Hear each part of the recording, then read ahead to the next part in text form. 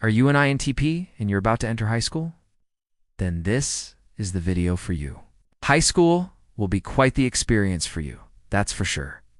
But before you get into the next chapter of your life, make sure to watch this video so you can prepare yourself mentally. If you're new here, welcome. And if you're not new, then welcome back. This channel is all about personality psychology, so let's get started. Tip no one, don't try to fit in. You might have heard this tip before, and even if you haven't, it still applies to you. Trying to be someone you're not will only cause you stress, especially since you already feel different than most people anyway. Instead, you should focus on finding like-minded people who share the same interests as you do. Since you're so unconventional, there probably won't be many people who are exactly like you. So instead, look for people who are similar to you in at least one area. For example, maybe there is a group of people in your class who like the same music as you, or they enjoy playing the same sports as you. Try to find common ground with others so you can form meaningful friendships. The great thing is that you don't need a bunch of friends to be happy. Just a few close friends is all you need. Also, by trying to fit in, you might end up exposing too much of yourself to others. As an INTP, you can come off as insensitive or rude without meaning to, because you're so used to keeping things logical. So by being yourself from the start, you'll avoid burning any bridges unnecessarily. It would suck if you had to apologize for something you didn't mean. No. 2.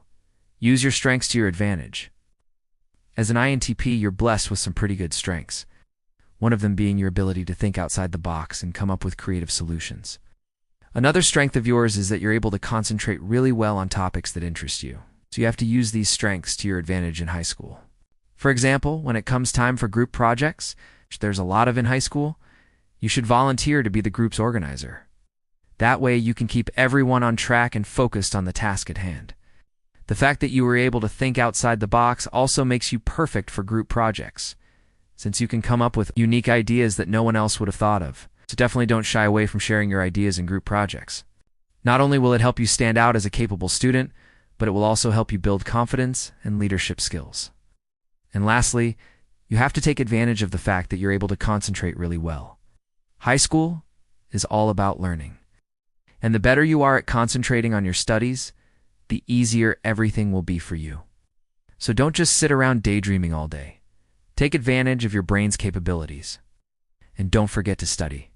Number 3, keep your emotions in check. An important thing to remember is that high school is full of emotions. There'll be a lot of drama going on, and you should avoid getting involved in it unless you want to get hurt.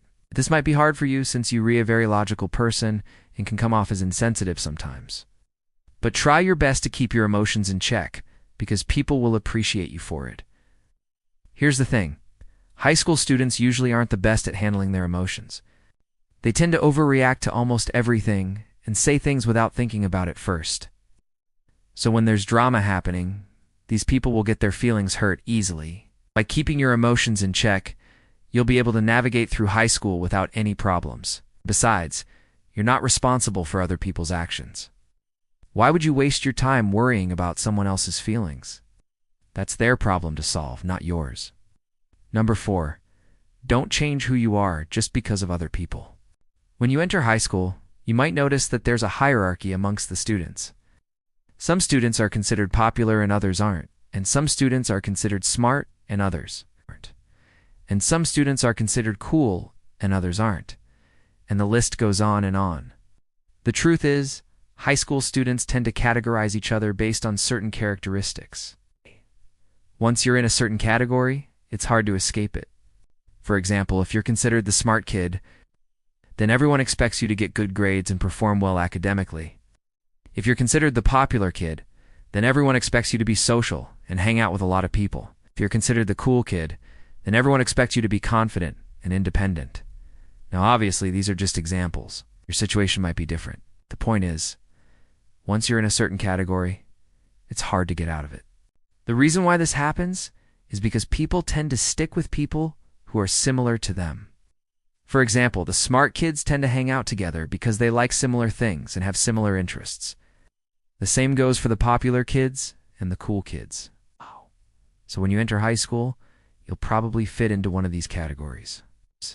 From that point on, people will expect you to behave a certain way, depending on what category you're in. Some of you might think this is unfair, and it kind of is, but there's nothing you can do about it. This is just how human psychology works. But here's where things get interesting. Your personality type determines which category you'll most likely fall into.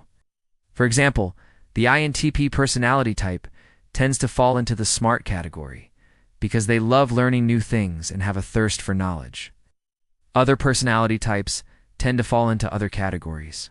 Now, you can't change your personality type. So that means that you can't escape the category that you're supposed to be in. And this is where things get complicated because, let's say you're the smart kid. People will always be asking you to help them with their homework and to tutor them and stuff like that.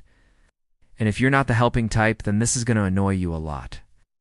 So this is why I said you shouldn't change who you are just because of other people. Let's go back to the smart kid example. If you're the smart kid, then it is in your best interest to help other students because that is the type of student you are.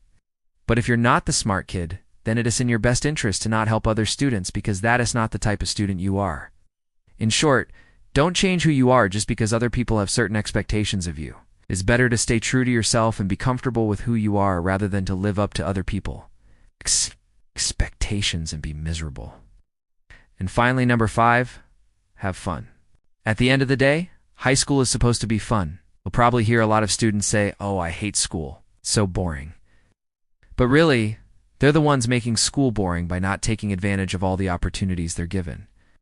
There are so many clubs and activities to choose from in high school, and yet students complain that there's nothing to do. It's really just a matter of perspective. There's plenty of stuff to do if you know where to look.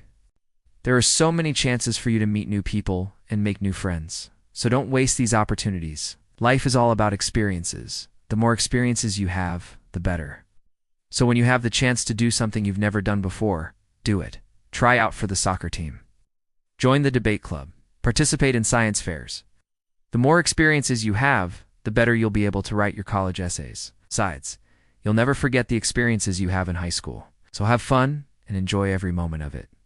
We hope that all of you enjoyed this video. If you did, please leave a like and comment down below to let us know what you think.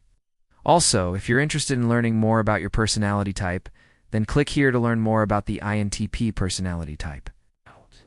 Until next time, thanks for watching.